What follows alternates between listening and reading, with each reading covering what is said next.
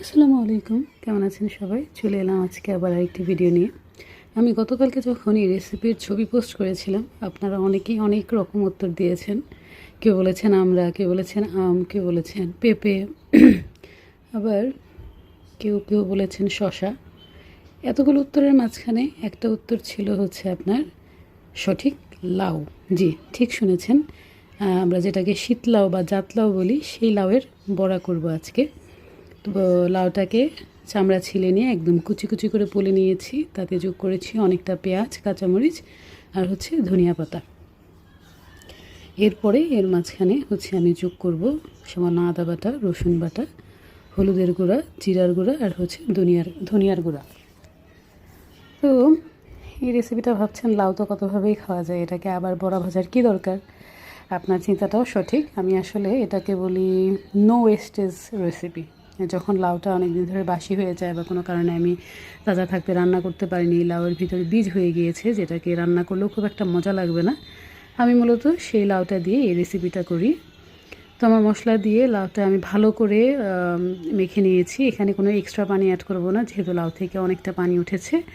এবার মশলাগুলো এবং পেঁয়াজ, কাঁচামরিচ লাউয়ের সাথে খুব ভালো করে মেশানোর পর এতে প্রয়োজন মতো চালের গুঁড়া আমি অ্যাড করে নিলাম। আমি বড়াতে খুব বেশি চালের গুঁড়া অ্যাড করব না, জাস্ট বাইন্ডিংয়ের জন্য যতটুকু দরকার ততটুকু চালের গুঁড়া হচ্ছে আমি এই বড়াটার মাঝখানে ইউজ করেছি।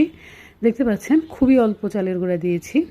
এরপরে হচ্ছে আমি প্যানে তেল গরম করে নিলাম। তেলটা গরম হয়ে যাওয়ার পর আমি চুলার আঁচটা একটু কমিয়ে নিব। কমিয়ে নেওয়ার পর মোটামুটি পাতলা করে, একদম পাতলা না আবার মোটাও না, এরকম করে হচ্ছে বড়াগুলো প্যানে দিয়ে দিব ভাজার জন্য। এক্ষেত্রে বড়াটা একটু লো টু মিডিয়াম আঁচে ভাজতে হবে। হাই হিটে ভাজলে লাউটা ঠিকঠাক সিদ্ধ হবে না, টেস্টটাও ভালো আসবে না।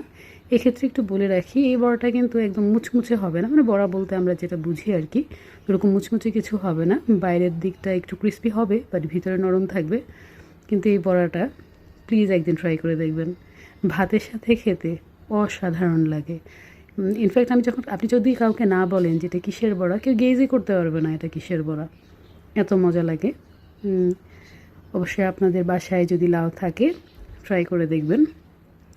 এই বড়াটা আসলে আমার আম্মুর কাছ থেকে শেখা। আমার আম্মু মানে আমরা মিডল ক্লাস ফ্যামিলিতে যেটা হয়, আমরা যখন 90s কিড যারা আমরা আছি, আমাদের বাসায় কিন্তু বিকেলের নাস্তা বলতে মায়েদের এরকম নতুন নতুন রেসিপিই ছিল। আমার মাকে যে কোনো কিছু দেন উনি বড়া বানিয়ে দিতে পারবেন।